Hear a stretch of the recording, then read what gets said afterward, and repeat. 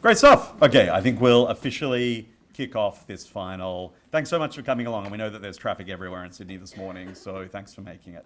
I want to begin by acknowledging the Gadigal people who are the traditional custodians of this land, and also pay my respect to any elders past, present, and emerging of the Eora Nation, and extend that respect to any members of the First Nations here today to watch. So I've just got a couple of jobs to do, and then we'll kick off. Just a quick safety announcement that I promised to rush through. No, I'll keep you safe. A couple of thank yous and some introductions, and then we'll get going. So here's the safety bit. If the alarm siren sounds, everyone's to evacuate the building. Seems obvious. The siren is usually accompanied by a message. If the alarm goes off, don't use the lifts. If you're here and an alarm sounds, please proceed to the clearly marked green exit signs. They're at either side here. These emergency exits head you out to either Reservoir Street, where you guys entered, or Right Lane. And there are also double doors near the bathrooms, if you've already been, that get you out onto the street as well. Okay, so very quickly to some thank yous. This competition begins with thousands upon thousands upon thousands of kids writing speeches in their schools with the help of their teachers. We suspect their parents as well, but it definitely doesn't work without classroom teacher after classroom teacher helping to draft those speeches and running competitions in schools to pick the very best speakers. And those very best speakers then go to local finals, and those local finals couldn't possibly happen without, again, classroom teachers who aren't just like looking after their own kids now, but for some bizarre reason, they agree to let us take over their school for the day, disrupt everything they're trying to do, and they run local finals for us with all the pressure of getting that right and getting the impromptu timing working, and they do an amazing job. There's no way that this competition could run without 80 schools across New South Wales who give up their halls and their teachers to make those local finals happen. And then again at regional final level around New South Wales when it becomes even harder to get that stuff right. So there's no way this competition works without teachers helping kids draft speeches, thousands upon thousands of them, and without schools and teachers and principals as well, who let us take over their schools and run those finals. And so we owe those people a huge round of applause. Thanks to those guys.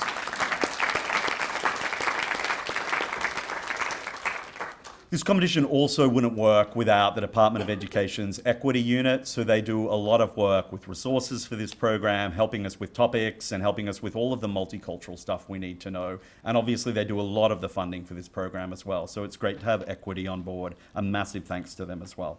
My last job is to quickly introduce you to the people involved today. First of all, the adjudicators. So the adjudicators today are going to be, first of all, Emily Kim. Emily Kim was the 2017 Plain English Speaking Award National Champion. So that's like this competition, but it's not about multiculturalism and it's for Year 12 kids. Think about it that way. Next to her is Justin. Justin was the Plain English Speaking National Champion the year later. So there's two national champions there. And lastly with them is Carolyn Christofridis, who is the Multicultural Education and Community Relations Advisor for the New South Wales Department of Education, who brings all of that knowledge about multiculturalism to this competition and this panel. Lastly, I need to introduce you to your chairperson and timekeeper from today. They're from Bilgola Plateau. Malia Harrison is helping us out on the bells, and I will now introduce you to Flynn Zovey, the chairperson, to take over for the day. Best of luck to all the speakers. Thanks, guys.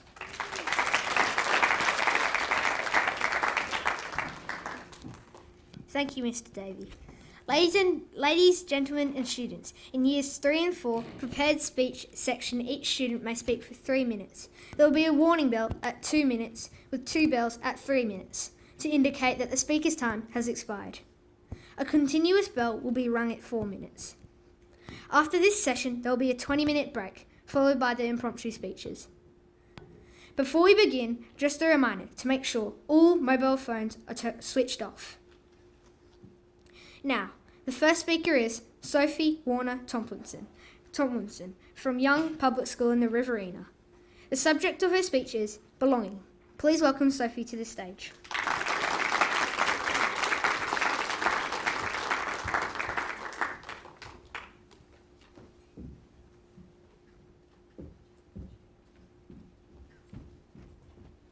Belonging. What does belonging mean? It is actually quite hard to describe. To me, it means being accepted in a group, feeling included. It means being part of a community. Belonging is important, so you feel at home and part of things, even if you are from a different cultural background. This is especially important for Australia. We are a country made up of people from different places. We are a truly multicultural place. But what happens when people don't belong? A great example is in our own history in Young, the Lambing Flat riots. These riots were violent, anti-Chinese demonstrations that occurred in the 1860s. Some historians say that these riots were the biggest civil disorder that has ever happened in Australia. Angry European miners thrashed thousands of Chinese people, cut off their pigtails, and forced them to leave their diggings and homes. The riots resulted from racism, unfair accusations, and jealousy about the Chinese gold panning success. I'd say this is the opposite of welcoming people to a new country and helping them fit in. However, one person took in the Chinese and looked after them, and that man was James Roberts. James was a farmer. He lived near the goldfields. He fed, protected, and gave shelter to the fleeing Chinese miners. He had to take care of over 1,000 people for nearly a month. Soon after he took in the Chinese, people threatened to burn his house down. Even his family had to leave for their own safety.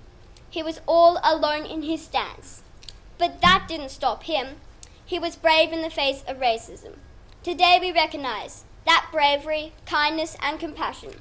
Today we celebrate Chinese culture in Young. We have a Chinese festival. We have beautiful Chinese gardens. We have a sister city in China, Langzhou, and we welcome Chinese visitors every year to commemorate our shared history. Some say our past is our greatest teacher. But what does the history of Young teach us? Is it that Australians are racist and mean? Or that Australians are kind and caring and able to stand up for others? I think it tells us how important it is to stand up for what we believe in. Have courage to protect other people, even if others will dislike you for it. What can we do to help people belong, even when it's unpopular? We can include people in our sports team, even when our friends don't agree. We can invite people to a party, even if they are not cool and no one else likes them because they are different or new. We can talk to someone we usually wouldn't and learn more about them. So, I leave this with you to think about. How can you help others feel like they belong? Will you be the James Roberts of your own story? Will you help build a shared sense of community, one that is happy and harmonious rather than a divided, angry place? So, even when it's not popular, I ask you to start standing up today. Remember, one act of individual bravery can change the course of history.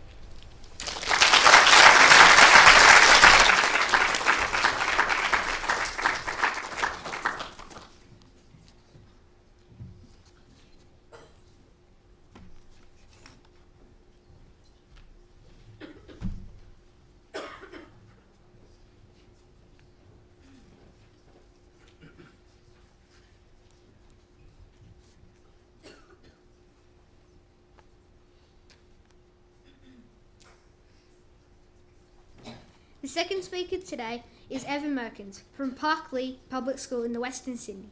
The subject of Eva's speech is Kid Power. Please welcome Eva.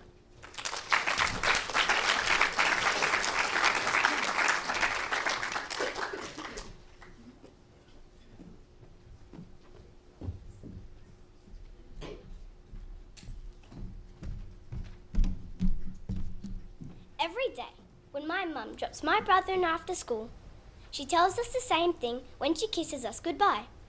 Be kind, be caring, be amazing because you are. Now I have to confess, I sometimes groan when my mum says this to my brother and I tell her that she's so embarrassing. But secretly, I kinda like it. You see, my mum understands that my brother and I possess a power that all kids in Australia have, a special kid power. This kid power is a power of using kindness, understanding and compassion to embrace kids and people from all culturally diverse backgrounds. Now, New South Wales is one of the most multicultural states in the world, and my primary school is no exception to this. When I sit in my classroom or in the playground, I'm surrounded by kids and teachers of all different colours, cultures and religions. Now, although we are all different in many ways, some of us have blonde hair, some of us have black hair, some of us have dark skin and some of us are fair.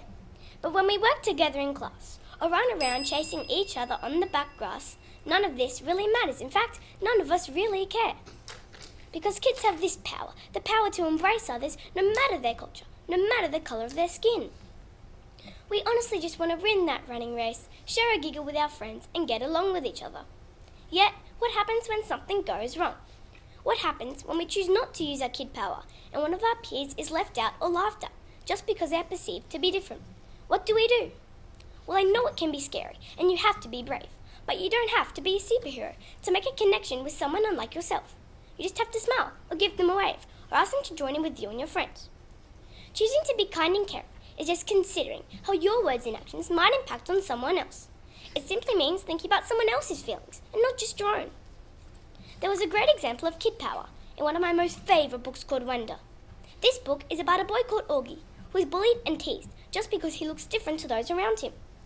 It is only through choosing kindness and harnessing his true kid power that Augie and the people around him share experiences that bond them together, and together they break down the barriers that kept them apart. Now imagine if we compared Augie's story to that of a refugee who, unlike Augie, has fled their home country to seek safety in Australia. Imagine the challenges a young refugee might face trying to start school in a new country with a different culture, a different language, and without any friends. A research project released this year by Foundation House discovered that school can be a tough place for a young refugee to find a sense of belonging. Many of the refugees explained that they felt very lonely at school due to racism and discrimination in the form of teasing and bullying from classmates. This research highlights how important it is to use our kid power to help these students make friendships and connections, to feel included at school, where cultural diversity is both respected and celebrated. I personally believe that as humans, we all need to find our own kid power, no matter how old we are, as we all need to choose kindness and compassion to create a brighter future for all, a future that celebrates and embraces our cultural diversity. So I beg you, Australians, both big and small, when it comes to our multiculturalism, please be kind, be caring, be amazing, because we are.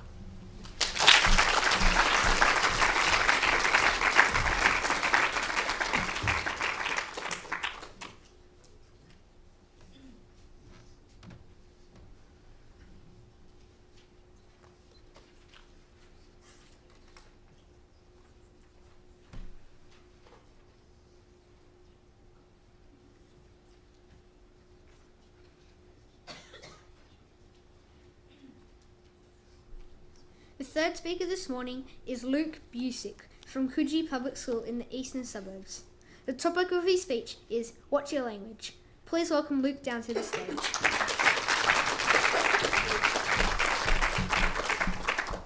Language is a powerful form of communication.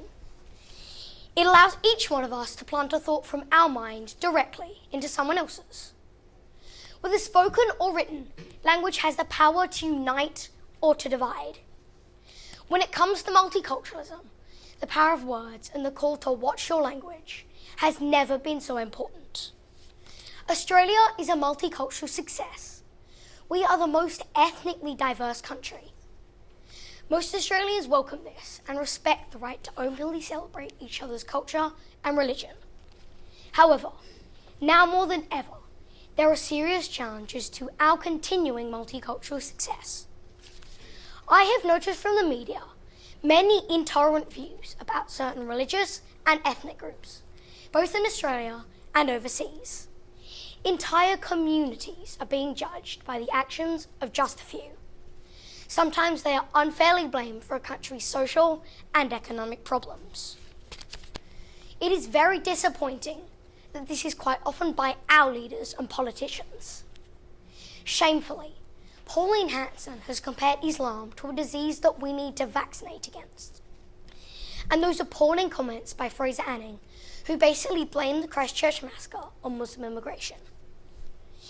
Trump has branded Mexicans criminals and drug dealers. This damaging language is known as hate speech. At soccer training this past winter, a boy on another team would often mock my surname, Busick, not a common name here. Easily ignored at first, but as it continued, it left me feeling angry and demeaned. I now recognise this as a simple form of hate speech.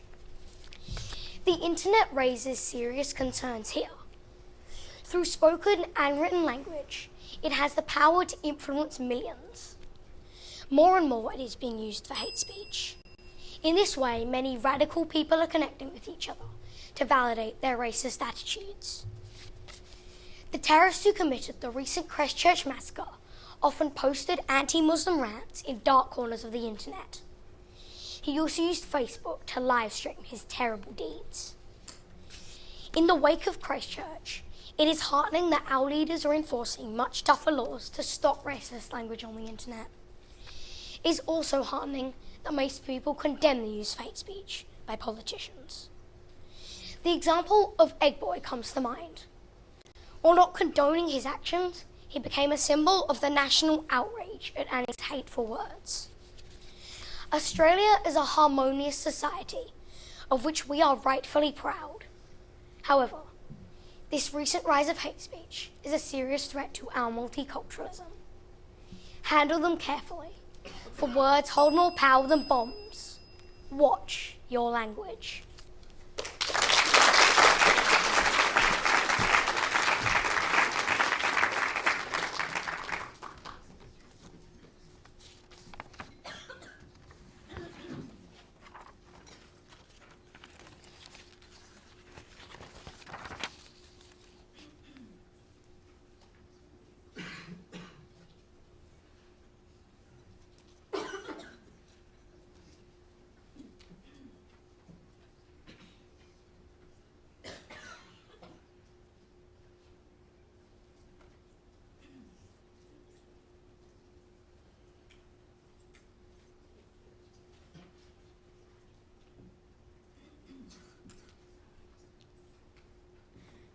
The fourth speaker this morning is Lara Hannaford from Mulloway Public School on the north coast just past Coffs Harbour. The subject of her speech is understanding. Please welcome Lara down to the stage.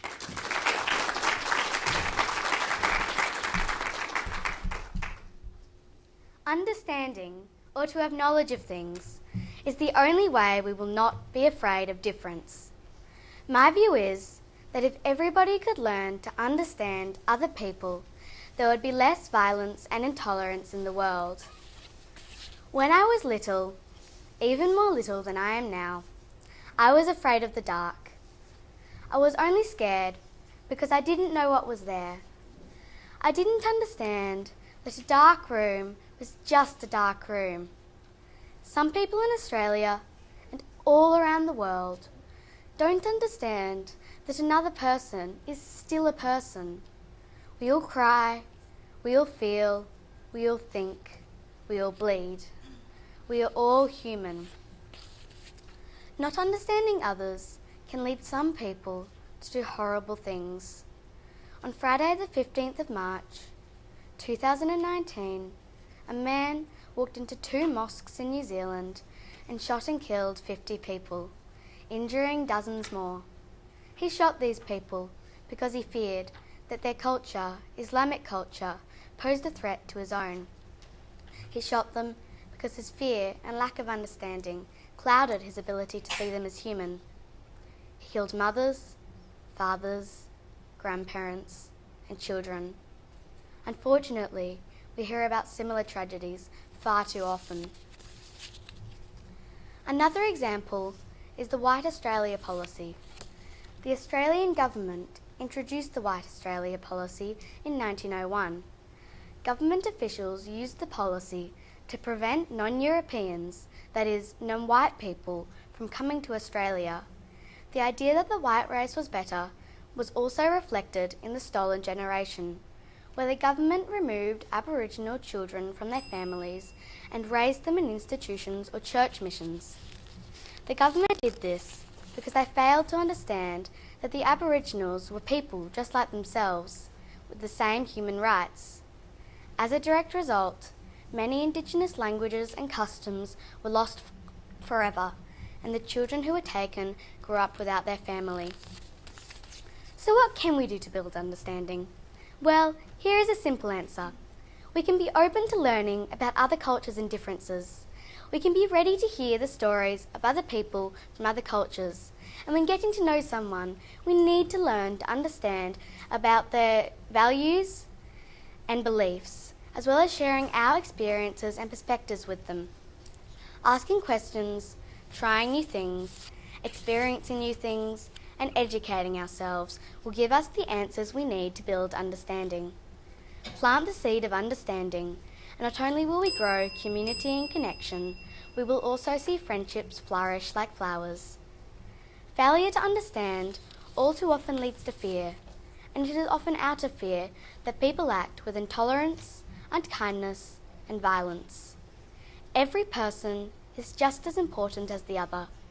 If everybody thought that, then imagine what the world would be like. Acceptance, compassion, understanding. Thank you.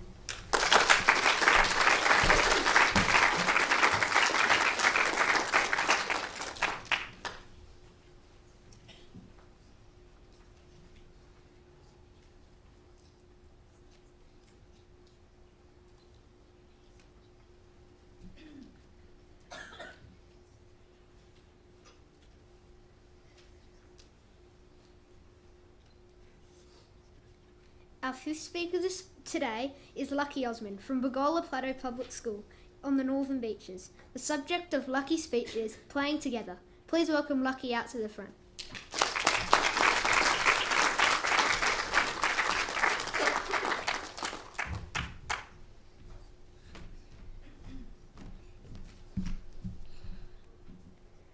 Try, he screams, the crowd starts going wild. Well, the crowd is only 3 people sitting on the deck. But this is what goes on in my front yard every single day. Just an average family playing together. We have to accept it, wherever you come from, whether it be Antarctica or Australia, that we're all different, but the same. And it's important that we play together. Not just in backyard rugby games, but in life in general. We have a friend, Slossie Tony Thuckerbow. We like to call him Lossie. He has taught me lots about playing together. Lossie has a Fijian father and a Samoan mother. He's played professional football all around the world. He's influenced a lot of people by showing them the ways of Polynesian culture. At the heart of Polynesian culture is family and playing together as a team. Your principles and values as a person come from your family, the same as any culture. The one thing I admire is that a lot of time and energy is spent on educating younger Fijians on their culture and how important it is for them to work together as a team in order to live harmoniously.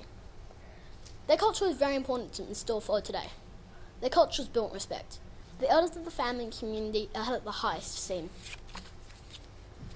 They also have a lot of respect for their teachers. Their teachers aren't always in classrooms. Their teacher may be an aunt or an uncle, a grandmother or a grandfather. Their teacher may even be a retired football player. The Fijians have a family hierarchy. The elders are considered the most respected figures in the family and island community. In Lossie's family, being the eldest of 5 siblings, he and his father are the decision makers of the family. At family dinners, Lossie and his father are the first to be seated at the table. Lossie says the Fijian elders are so respected, the young Fijians are not allowed to touch the head of an elder. When the Fijian Rugby 7 players received their gold medals at the Rio Olympics in 2016, the team earned universal acclaim for bowing and kneeling in respect of Princess Anne, as she presented each individual player with their medal. This is what they're taught to do for any member of royalty or head of state. The Polynesian culture believes in family and community, and that family and communities need to play together or work as a team in order to be successful. The children want to make their parents proud in everything they do as a family. All of Lossie's siblings are great athletes, but it all comes back to family values and supporting your team. Although I'm not a descendant of the Polynesian culture, I also feel very strongly about these values. I believe that in order for us to all get along and to succeed, we must play together. Even this competition is a multicultural experience. I've met so many great people from so many different cultures, and it's opened my mind to the idea that all cultures can play together. It has become so much more than a competition. This has been an amazing experience, hearing so many inspirational speeches and learning to play together from kids all over New South Wales. This competition is really all about accepting other people, no matter how different we all are. We can educate ourselves on other cultures and make sure that we play together in all aspects of our lives. We need to be kind and respectful towards others, and remember, at the end of the day, we're all on the same team. I like to live by my motto, which I think we should all adopt. One team, one dream. Let's play together for a bright future.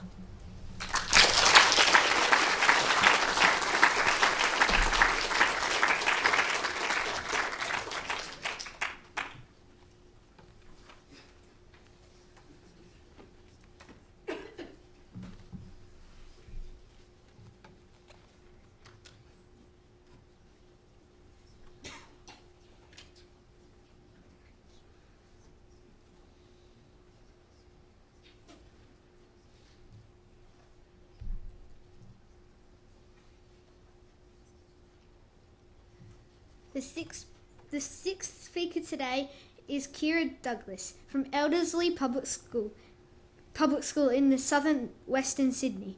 The subject of her speech is Every Child Matters. Please welcome Kira to the stage.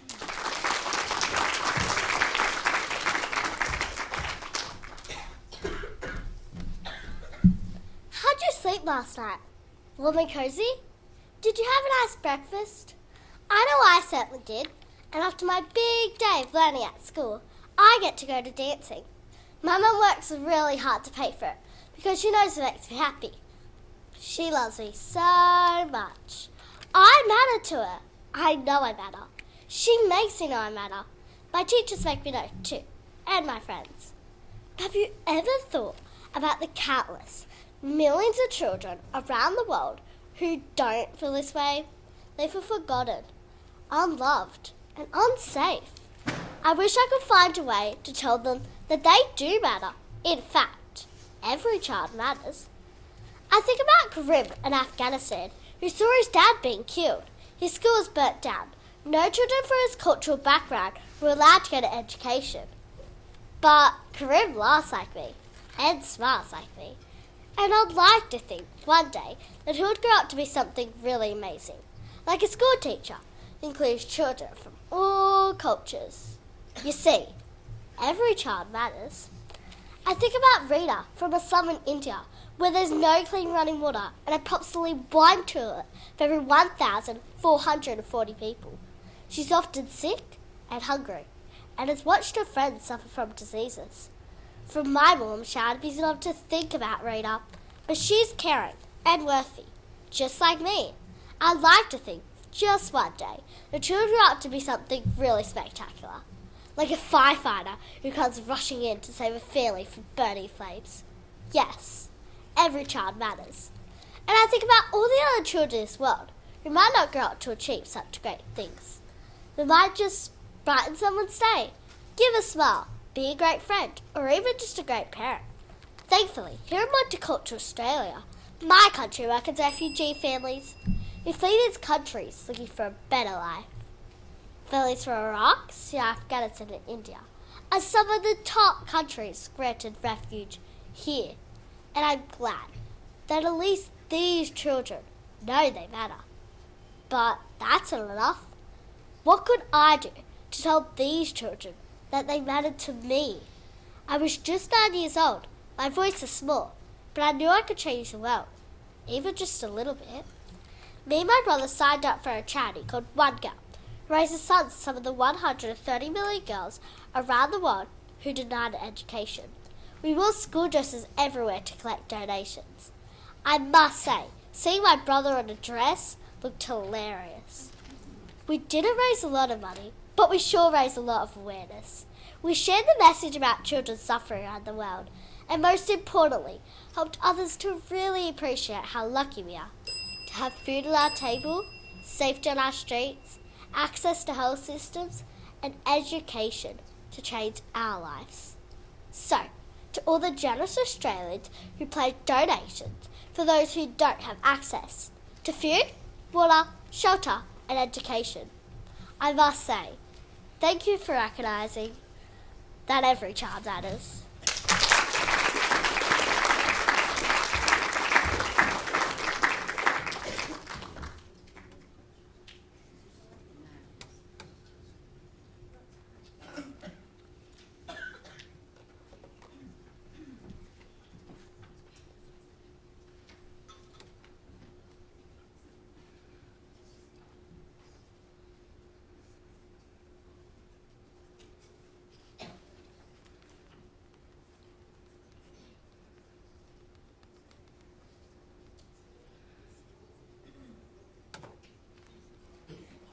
The seventh speaker this morning is Harriet Coates from Bulwarrow Public School just north of Maitland in the Hunter.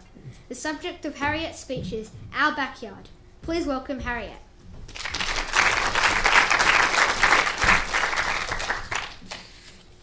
It's a beautiful summer's day. The whole family's in your backyard. Dad's cooked a mouth-watering barbecue and Uncle Bruce has set up backyard cricket. Everyone is laughing and joking around. Uncle Bruce always makes everyone crack up. Everybody loves Uncle Bruce.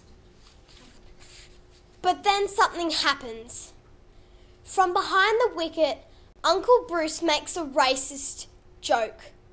You're shocked and feel a bit yucky in the tummy. This is your choose your own adventure moment.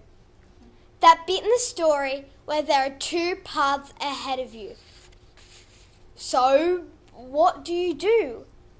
If you choose number one, you could laugh along with everybody else and the game would keep going. Or you could choose number two. Tell Uncle Bruce in front of Nana and Pop, Mum and Dad and all your cousins that his joke is racist and you prefer he didn't talk like that.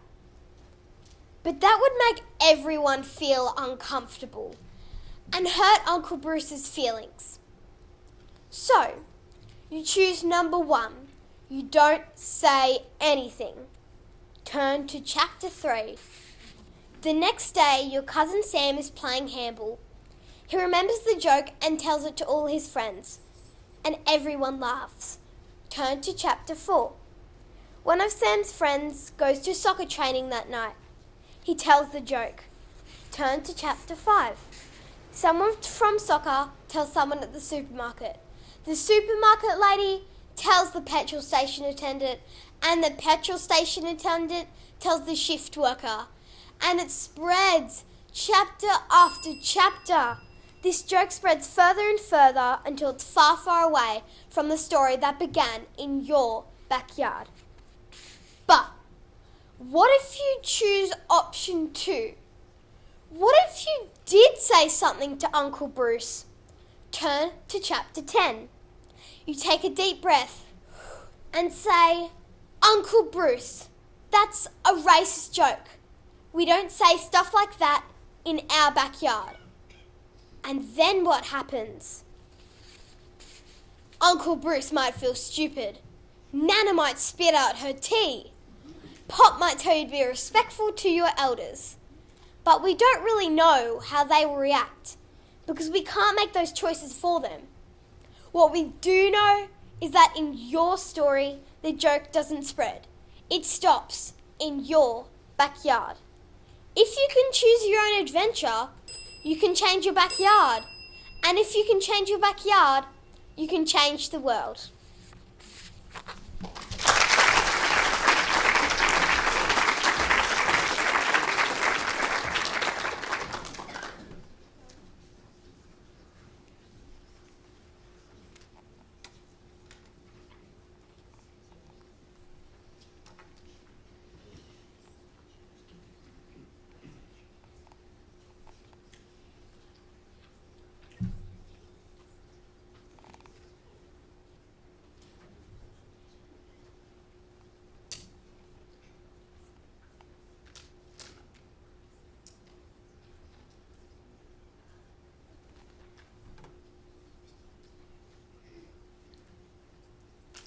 Our eighth speaker is Eden Wong from Murray Farm Public School, which is in the northern Sydney suburb of Carlingford. The subject of Eden's speech is belonging. Please welcome Eden down to the stage.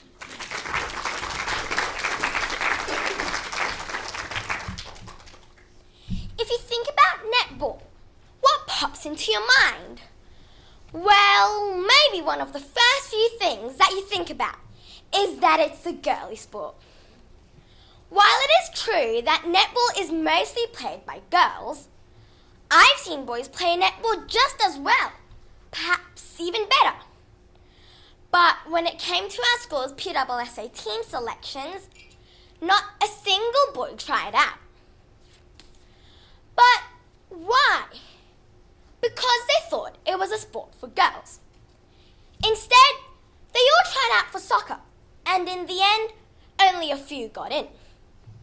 You see, the boys didn't try out for netball, not because they didn't like it, but because they didn't want to. They thought that they would embarrass themselves by playing a sport for girls. They thought that they wouldn't belong just because they didn't fit the typical expectations of a netball player. I myself feel like I'm a victim to this process of stereotyping. Even though I've lived in Australia for my whole life, I just don't feel like I belong. I don't have any of the features that I think a true Australian would or should have. For example, I thought that in order to be welcomed and accepted as an Australian, you had to have blonde hair, blue eyes, with an outgoing and sporty personality. So, what makes a person belong? Must they exactly match a particular stereotype?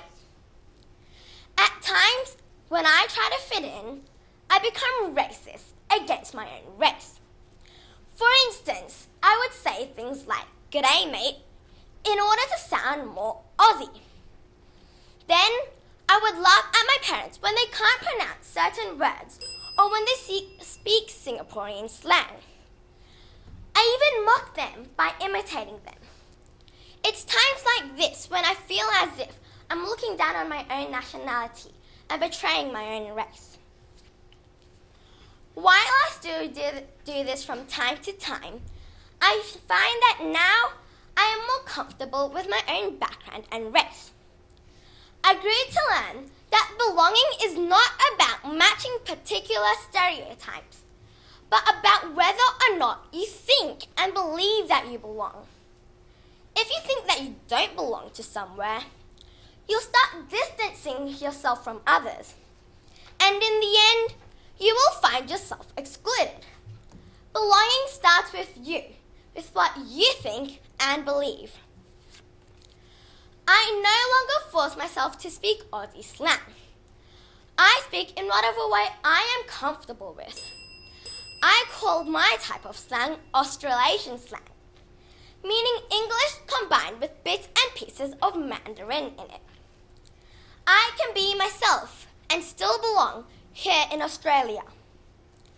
I hope that more people begin to realise that you don't have to assimilate to belong. You just need to have the right attitude. Next year, I hope that more boys will try out for netball and not just boys' sports. Just like how I started to speak my own slang instead of the typical Aussie slang.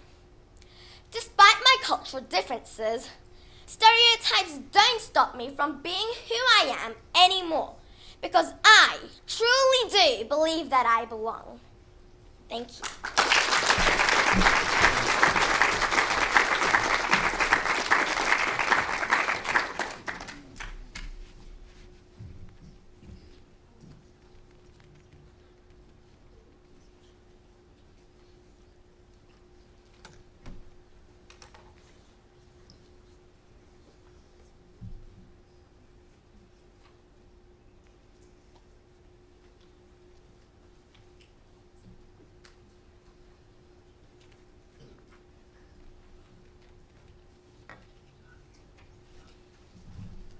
The ninth speaker is Andy Shelley from Austral Public School in southwestern Sydney.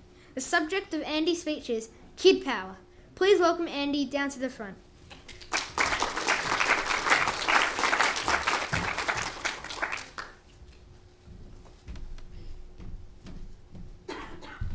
I choose not to be racist. I choose to be powerful. I choose to make a better world. And it all starts with education. Nelson Mandela, an inspirational world leader, once said that education is the most powerful weapon that you can use to change the world. So why is it that kids aren't always seen as important players in education and world change? In Greater Western Sydney, we have the most multicultural community. We have people from over 170 different countries. More than half the community have a culturally diverse background. Together we speak half the world's languages, and approximately 80% of all refugees to New South Wales come to the greater Western community. Our multicultural diversity, if viewed in the right way of course, can be so powerful and fulfilling. I am part of this multicultural community with my own unique background. My grandparents are from Uruguay, and my abuelo, in particular, loves his cultural background. This has allowed me to experience and embrace different perspectives, from learning about the political background of the country to the enjoyment that music and dance brings to our family, as well as the amazing food of asado, chorizo, and dulce de leche. I would highly recommend trying these. So, what's the differences between how adults and kids view multiculturalism? Most of the time, adults look at cultural diversity and focus on how they can create rules to try and bring people together, sometimes with little understanding of our differences. But us kids look at multiculturalism and want to understand and celebrate those differences. This means we learn from our diversity, we gain new experiences, and we accept difference to continue our learning. And that is one step closer to making the world a better place. If we apply this kid-solved thinking to our education system, this may mean that kids are encouraged to openly speak about our differences, accept that we are not all the same, and celebrate our cultural diversity so that we are able to understand, learn, and move forward together as one diverse community with diverse needs. This would mean we would have less rules, more vibrant playgrounds, and more freedom to be us, to be creative, and to be confident in who we are.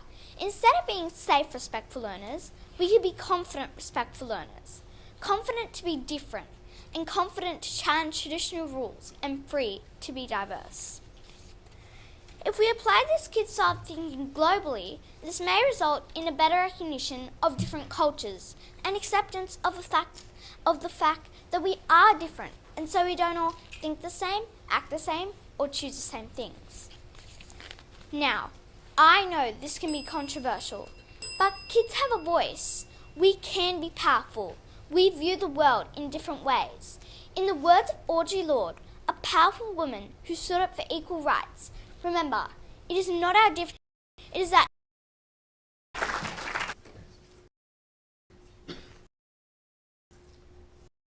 Sydney region.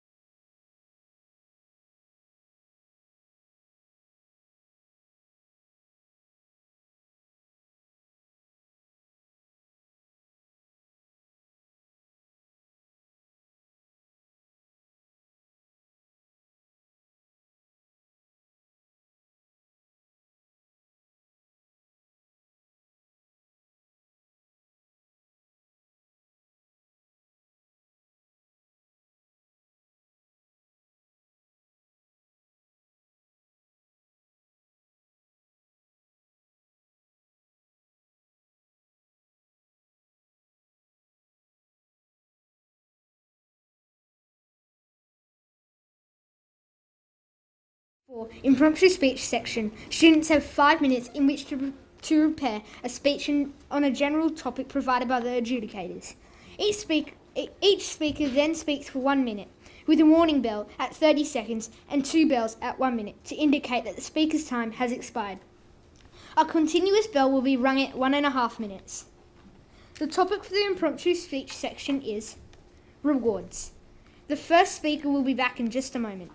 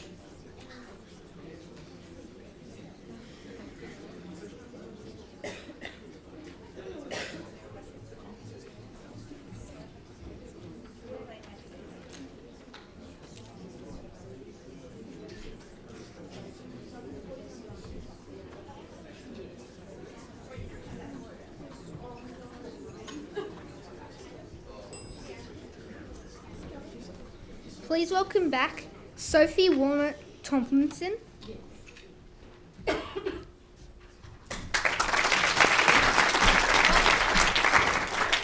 Sometimes issues and hardships pop up in our lives and we don't want to talk about them. But there are rewards for talking up and speaking up about these issues. But our community has had some suicides recently and we need to help people talk up by painting trees blue. Why trees blue? Well, the Smurfs haven't taken over. People are painting these trees blue because they want us to talk up about these issues so we feel more comfortable with them.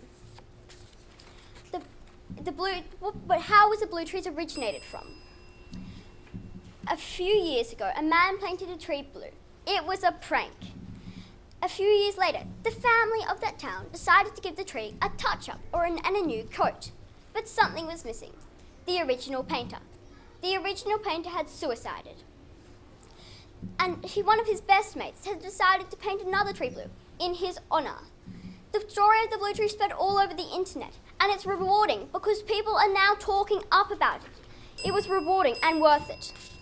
So, we need to speak up about our problems, and then there will be a reward.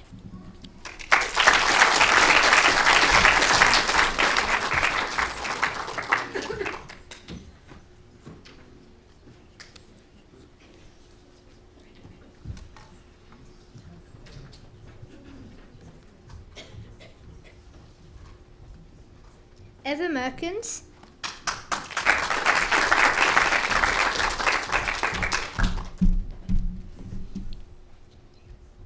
Rewards. Don't always expect rewards. Like Lewis Braille. He got blind, but then he didn't just give up. He wanted to read, but there was no way for blind people to read. He went to a blind people's school and there was no books for them to read. People came and went with ideas for blind people to be able to read, but none of them worked. He kept working, not because there was a reward at the end of the line, but because he wanted to help people. He didn't just want a reward, he wanted to be able to read. He wanted to make blind people have a better life. So next time you want to do something, but there's no reward, don't try your best, next time you do something, because there's a reward at the end of the line, maybe you don't want to accept it, just because you wanted to help people, and that's a good thing too.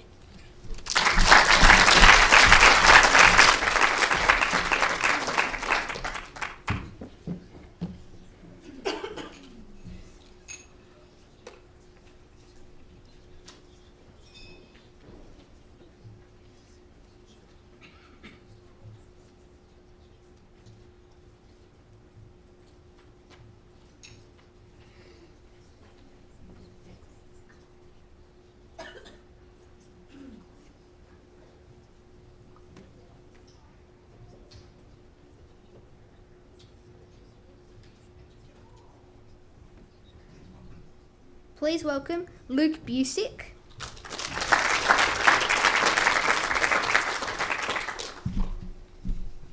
Have you ever done something good in class or at school and your teacher gives you a reward, like a lolly or something?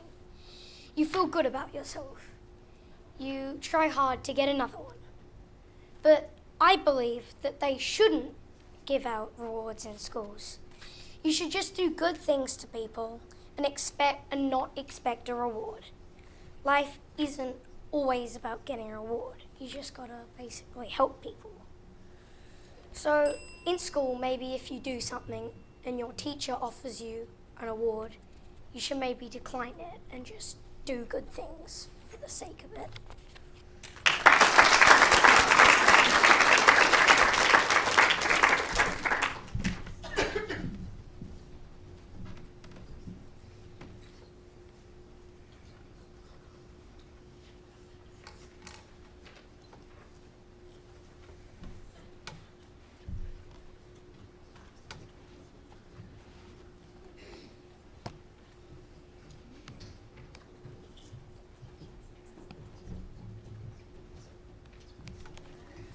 Also, Lara Henneford.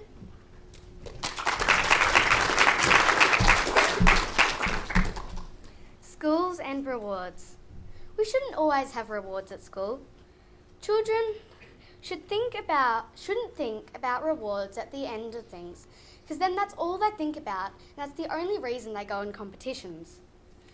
If you think about it, having fun and getting to the end and trying your best in competitions is the reward. So I've heard about some schools that have cancelled any rewards from being given out. So children think more about having fun and less about getting a reward.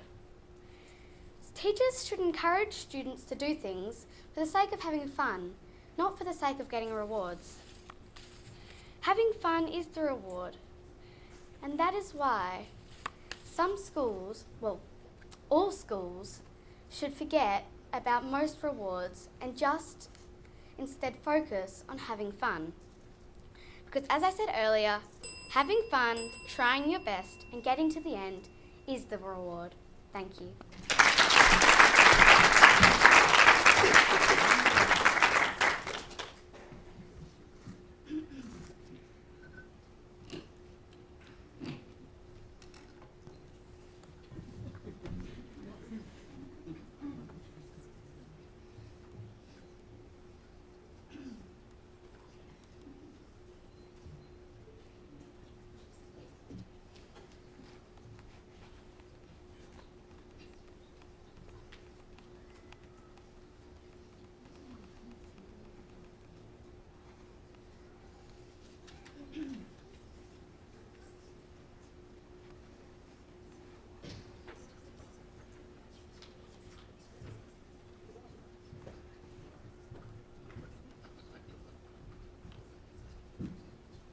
Next, Lucky Osmond.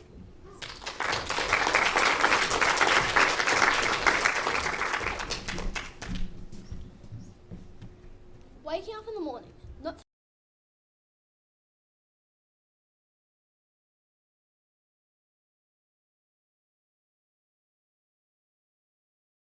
feeling ready for the day, just feeling sad and depressed. This is what it's like for anyone who is not taking care of their mental health. And when we take care of our mental health, we will reward our earth. Did you know 3 out of 10 people don't even care about rewarding our earth and don't even talk about their mental health? This is an amazing statistic because in the past 30 years, we've discovered that if you have a mental illness affecting your brain, it affects the rest of your body as well. At my school, we take a whole week to relax and meditate and socialise, and they teach us that when we take care of our mental health, we reward the earth around us. I believe we need more people to relax and meditate and socialise. And the more people that get rid of their mental health issues, the more that we can help our earth.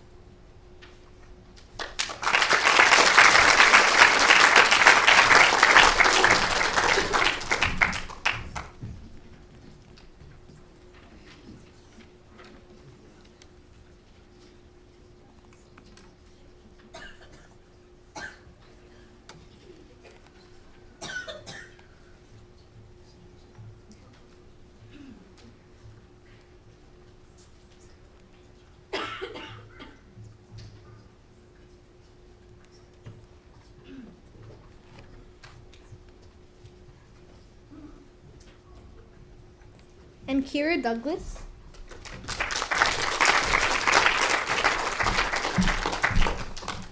Don't you just love the feeling when you get a reward? I know I feel very proud. I like being the boss of myself. This is what I say. Kira, you clean your room and then you watch TV. 5 minutes later, you see me stuffing my face with lollies watching Netflix on the couch. Yeah, that didn't work. I know that I love when I know that I can truly believe that I got the reward because I truly deserve it. Not just because I can. But I'm glad that I get rewards for being good. You should be proud when you get an award. I should be proud when I get an award. The world should truly be proud when they get an award.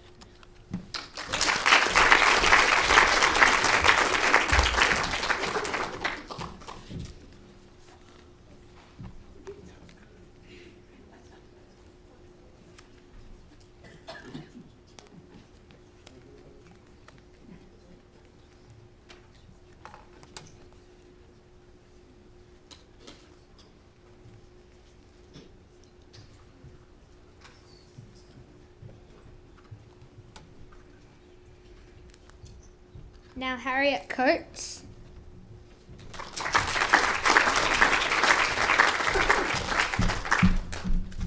And first place award goes to Harriet Coates. I love rewards. You get so much credit, like everyone cheering for you. You might have won a running race or won public speaking. It might be reward time at school. Yes, drawing with my friend. But it just matters if you try. Now, when you get home, try making goals so you can get a reward at home. You kids, you might get a reward for, I don't know, doing the dishes. Do you think I will get a reward after this?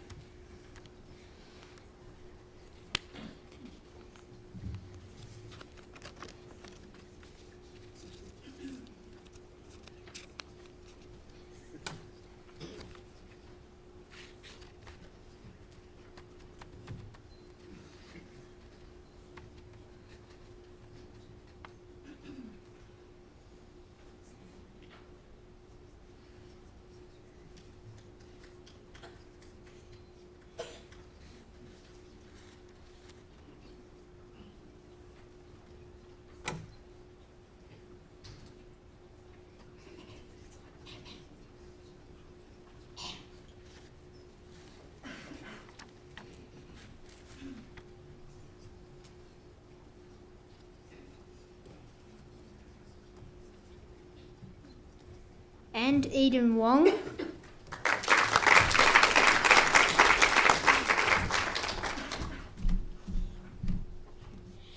Everyone wants a reward.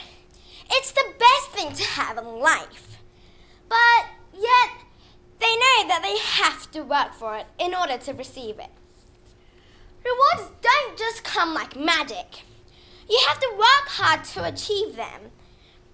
However, when you're striving towards a goal, obstacles like people laughing at you might think that your idea is foolish. But don't let this stop you. There was a famous man named Steve Jobs who created Apple and Pixar and many more. Without his hard work and perseverance, he wouldn't have received all his rewards. One of his famous quotes said, "Stay hungry and stay foolish." This means that don't let anyone block you from doing new things, because eventually you will have all your rewards that you want. Thank you.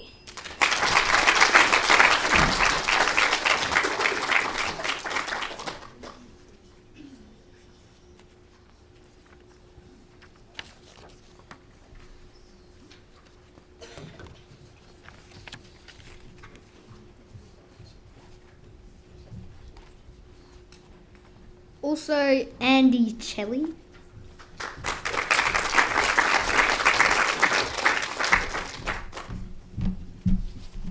This topic can mean many things to different people. As you know, we are all different. But what this topic means to me is simply rewards. For example, my goal is being here today, and my reward would be something special.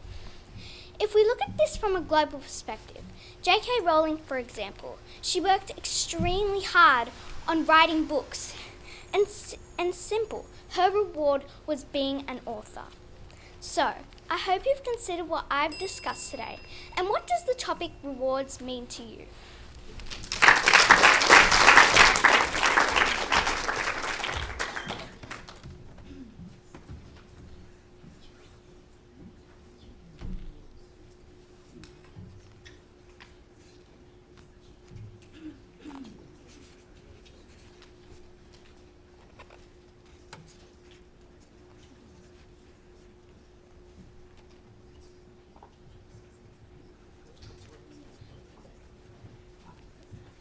Rose Bilbao.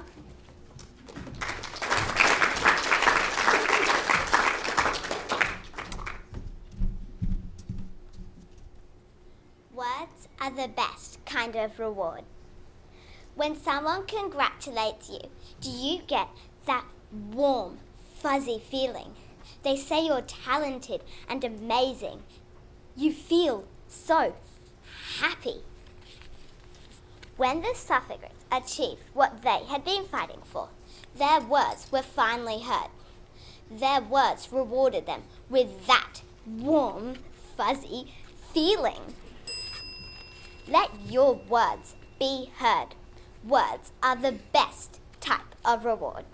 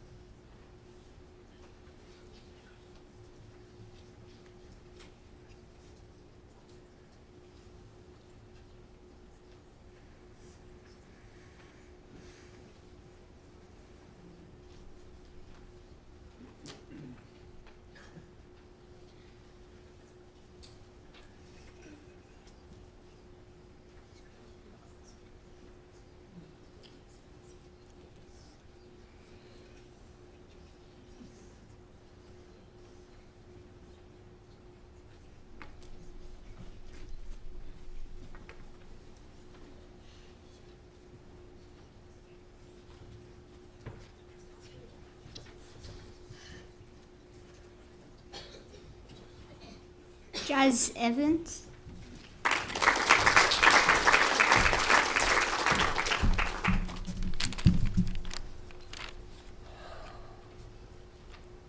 Have you ever done something good but didn't get rewarded? Well, that's exactly what Greta Thunberg did. Greta Thunberg is a teenage girl and she wanted a future. Because in 10 years, she predicts there will be a mass extinction if the leaders don't do anything. There will be a mass extinction due to global climate change.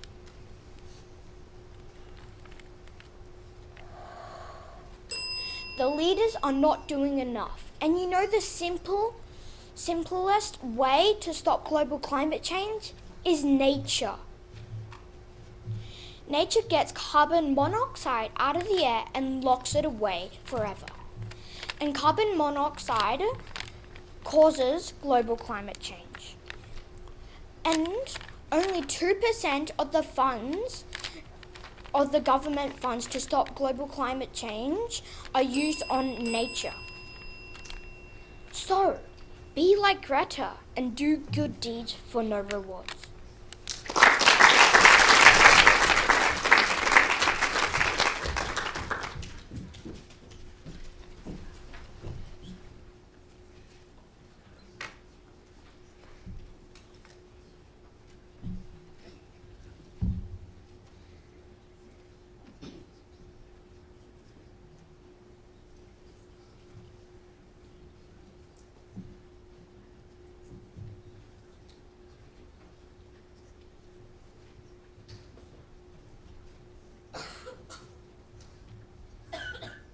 lastly, Charlie Fenny.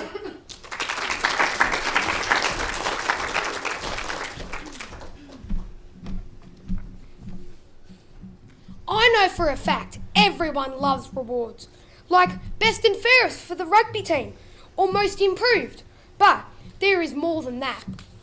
Farmers are going through drought at the moment, and believe me, it's not good. Dairy farmers make their money through milking cattle, but what happens if there is no rain?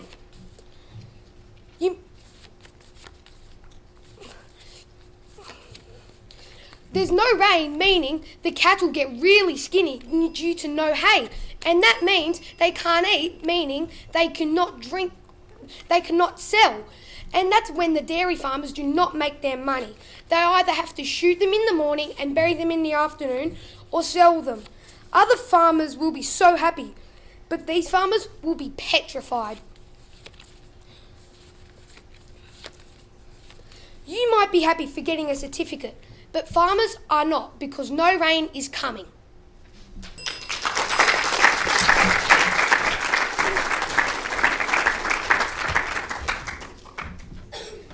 Ladies, gentlemen and students, that concludes the impromptu speeches. The adjudicators will retire to make their decision. I would now like to call Tony Davey back to the stage to conduct the award ceremony. Also, please welcome to the stage Marianne Powers, the Arts Programs and Partnership Coordinator for the Arts Unit of the New South Wales Department of Education.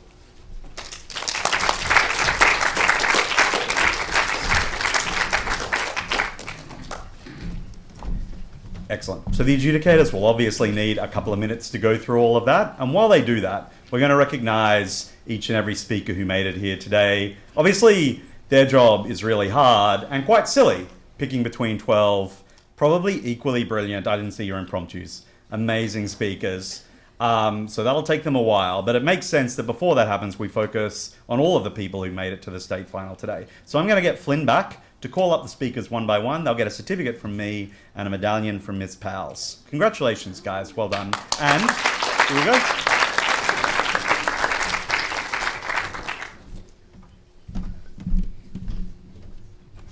Please welcome back Sophie Warner-Tomlinson.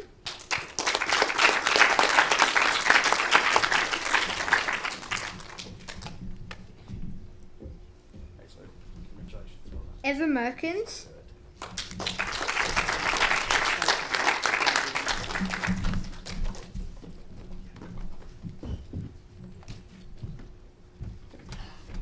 Luke Busick.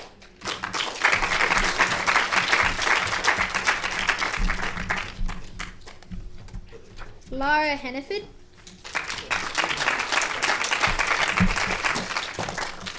Lucky Osmond.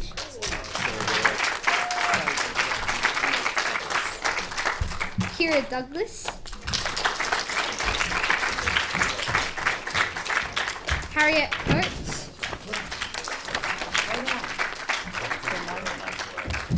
Eden Wong.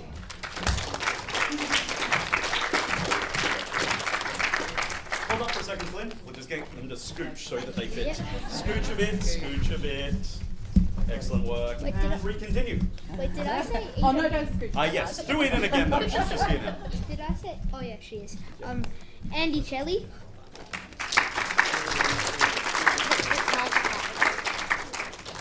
Rose Bilbao.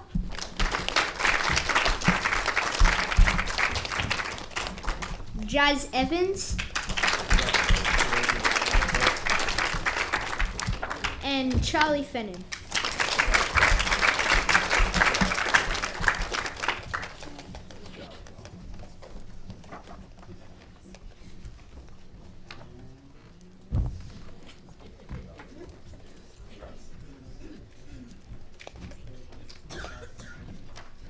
Congratulations, guys. An amazing job.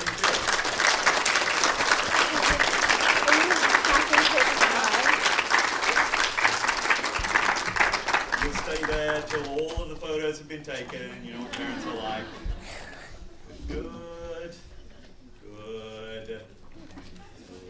It might take a while. That's true.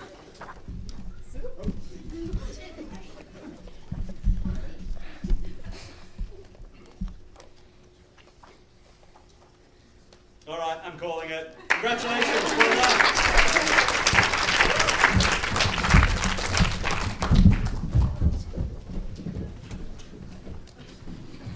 Fantastic. So now it's time to talk amongst yourselves about today's speeches, and we'll get the adjudicators back to deliver their adjudication and announce the result of this final as soon as they're able to choose between you. Congratulations on an amazing morning. Well done, guys.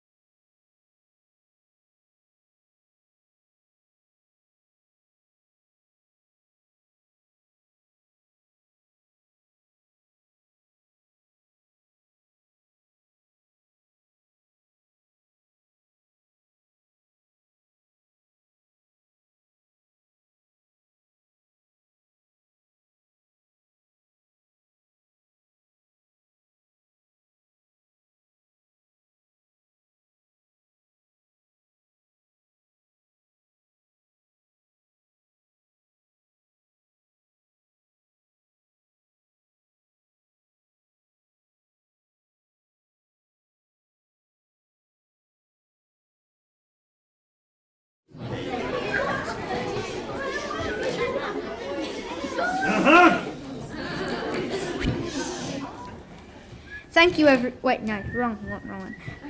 A representative of the adjudication panel will now announce the winner of 2019 Years 3 and 4 State Final.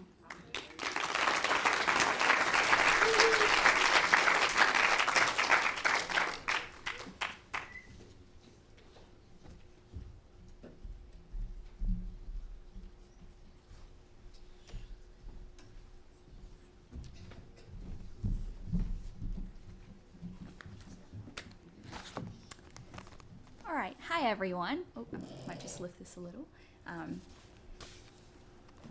Firstly, I obviously want to extend a massive, massive congratulations to everyone here today. I think I speak for all of the adjudicators when I say we genuinely had a very, very good time listening to all of these speeches. It's so great to see so many friends and family and supporters in the audience, and I think all of the speakers put up a great competition for us today. So if we could just get a round of applause again for all of them.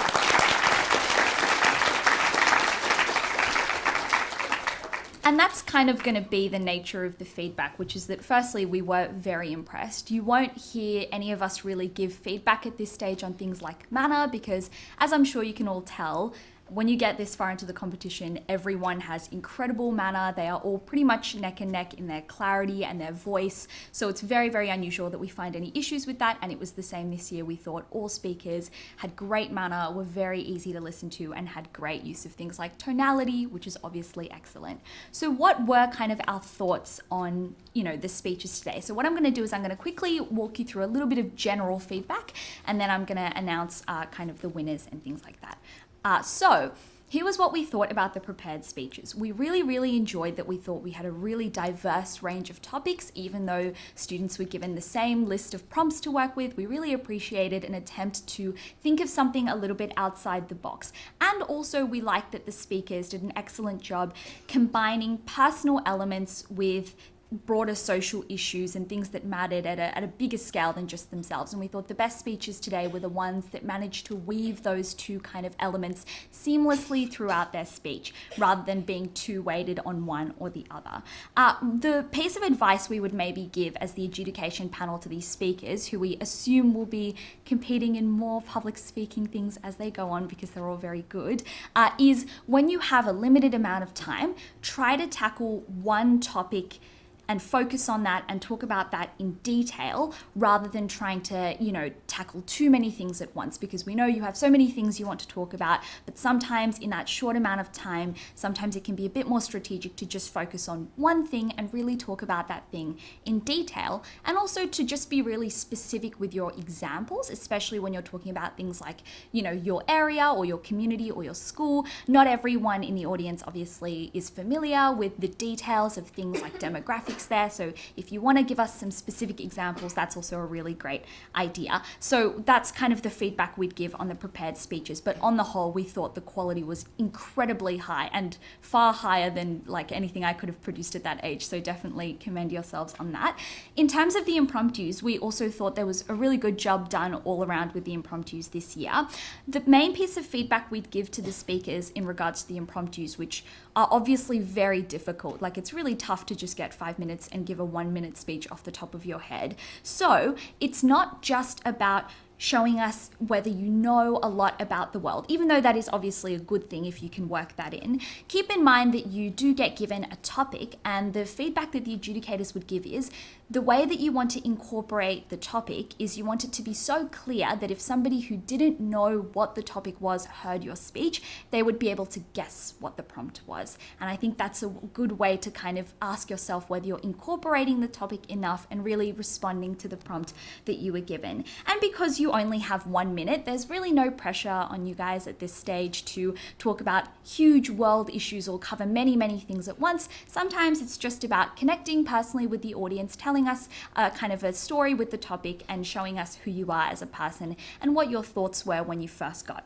that topic. So moving right along after all of that to the winners today. So the adjudicators firstly wanted to award 2 highly commendeds to 2 speakers today, and then the winner. So in terms of the highly commendeds, I'll move on to the first one. We thought that this speaker, in their prepared speech, gave us some great examples from across history rather than just from the past or just from the present, and also used a personal anecdote to make the issue digestible at the start of their speech. But this speaker also did a great job identifying what causes misunderstanding in our society and what issues follow from that, and gave us some realistic solutions that kids and adults can do in their everyday life to fix that. And we thought that that was really excellent. In their impromptu, we thought this speaker identified what is the real reward in life experiences and localized issues to things like their school life and things like that in a way that was confident and clear and very engaging. So the first highly commended today goes to Lara.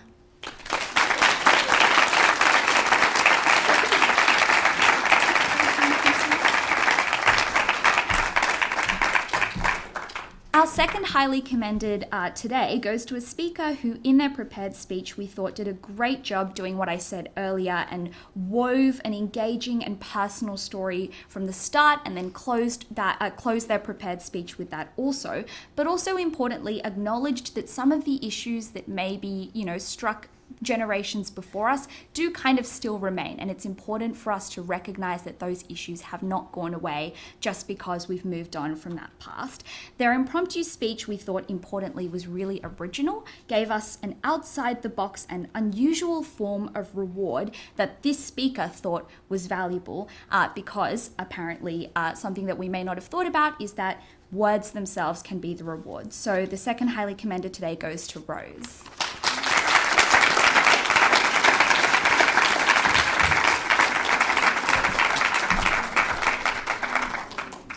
And finally, for the winner today, we thought this prepared speech was excellent. We thought it was clever, it was engaging, it focused on one small moment in time, but fleshed out the ways in which we might not realize that things we do in our day-to-day life can have consequences for broader society. And that means that even if you think something small doesn't matter, it's important for you to step up.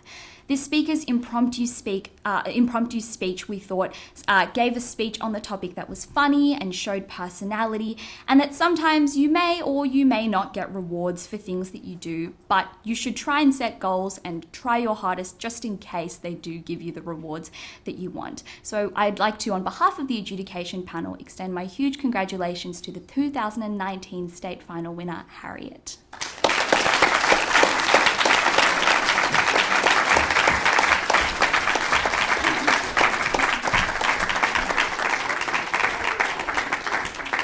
Stay there, guys. Thank you, Emily. And again, congratulations to these speakers for a remarkable effort today.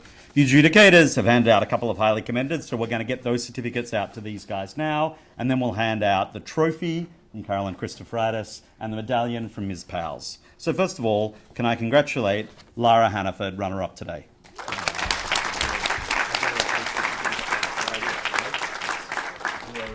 Rose Bilbao, amazing work.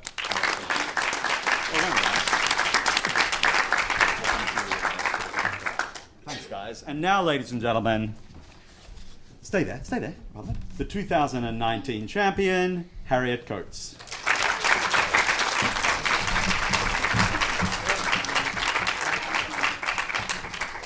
Thank you.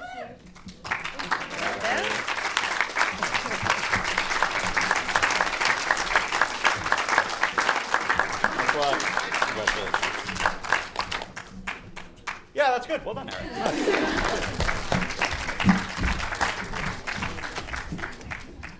Our final thanks to the adjudicators, to all of the speakers today, for you guys for making it so easy and so much fun. It was a really good bubbly crowd who put up with the fact that the adjudicators had a lot to mull over. Go find an adjudicator because you're only in years 3 and 4 and there's heaps of feedback they'll be able to give you about your individual speech. They'll spread out where the food is. Come say hi on your way out. And again, thanks for making the 2019 competition work. That's it, guys. Enjoy a great lunch and thank you for today. Cheers.